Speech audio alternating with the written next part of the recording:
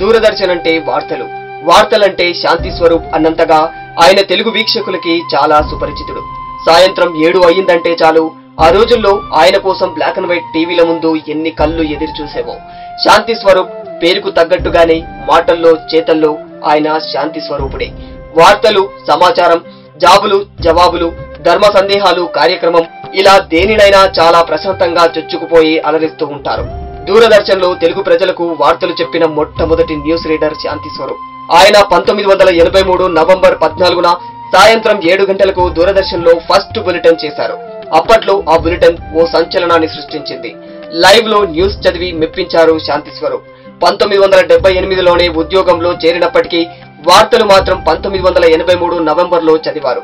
10 ఏళ్ల పాటు టెలిప్రాంప్టింగ్ లేకుండానే పేపర్ చూసి వార్తలు చెప్పేవారు. న్యూస్ రీడర్ గా లైఫ్ టైం అచీవ్మెంట్ అవార్డును కూడా శాంతి స్వరూప్ అందుకున్నారు.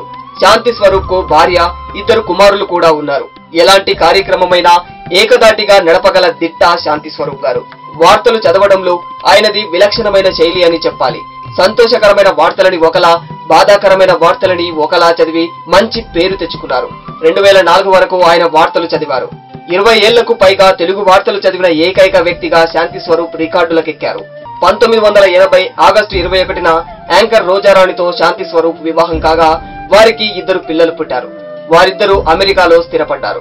అయితే శాంతి స్వరూప్ పుట్టి పెరిగింది హైదరాబాదే అయినప్పటికీ ఆయన మాత్రం రామంతపూర్ లోని టీవీ కాలనీలో నివాసం ఉంటారు. జనవరి 7, 2011 వరకు దూరదర్శన్ లో పనిచేసిన శాంతి స్వరూప్ ని మీకు బాగా గుర్తుండిపోయిన విషాదకరమైన వార్త, సంతోషకరమైన వార్త ఏది అని ఆయనను ఒకసారి ప్రశ్నించగా తనకు 2 కూడా విషాదకరమైన వార్తలేనని చెప్పారు. మొదటి విషాదకరమైన వార్త వచ్చేసి ప్రధాని ఇందిరాగాంధీ మరణమని తెలియజేశారు. 16 బుల్లెట్లు ఆమె ఒంటికి తగిలి మరణించడం చాలా బాధాకరమని అనిపించిందని చెప్పారు. ఇక రెండవ వార్త ఏది అని అడిగితే ఇందిరాగాంధీ కుమారుడు రాజీవ్ గాంధీ మరణ వార్త అని తెలియజేశాడు. ఇందిరాగాంధీ మరణం కంటే రాజీవ్ గాంధీ గారి మరణం చాలా దారుణమని తెలియజేశారు.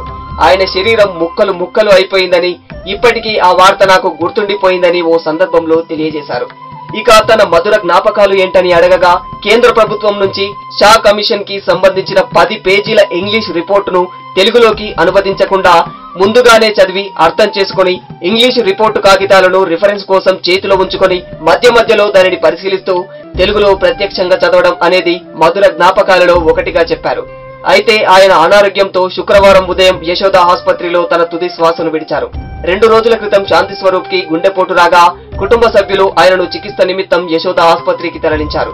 దురదృష్టవశాత్తు చికిత్స పొందుతూనే ఆయన కన్ను మూశారు. ఆయన మరణ వార్త ప్రతి ఒక్క తెలుగువాడి హృదయాన్ని కదిలించి వేసింది. ఆయన మృతి దిగ్భ్రాంతికి గురి చేస్తుందని ప్రతి ఒక్కరూ కన్నీటి పర్యంతమవుతూ ఉన్నారు. ఇక తొలితరం తెలుగు న్యూస్ రీడర్ శాంతి స్వరూప్ మరణం బాధాకరమని తెలంగాణ ముఖ్యమంత్రి సహా పలువురు నేతలు కన్నీటి నివాళులు అర్పిస్తూ వారి ఆత్మకు శాంతి కలగాలని ప్రార్థించారు. శాంతి స్వరూప్ కుటుంబ సభ్యులకు ప్రగాఢ సానుభూతిని తెలియజేశారు. అయితే ఎంత జ్ఞాని అయినా, ఎంతటి వీరుడైనా ఏదో ఒకరోజు మృత్యు ధర్మానికి తలవంచక తప్పదు.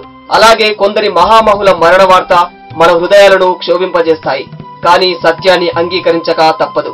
వార్తలు చదివే ఆయన మరణ వార్త యావత్ తెలుగువారిని దిగ్భ్రాంతికి గురిచేసింది. మృత్యువు ఆయన భౌతిక ఆనవాళ్లను భూమిపై నుంచి తుడిచివేసినా కూడా మీడియా రంగంలో తనదైన ముద్ర వేసుకున్న ఆయన పలికిన వార్తలు సువర్ణ అక్షరాలచే యావత్ తెలుగు ప్రజల హృదయాల్లో పదిలంగా 10 కాలాల పాటు ఉంటాయి.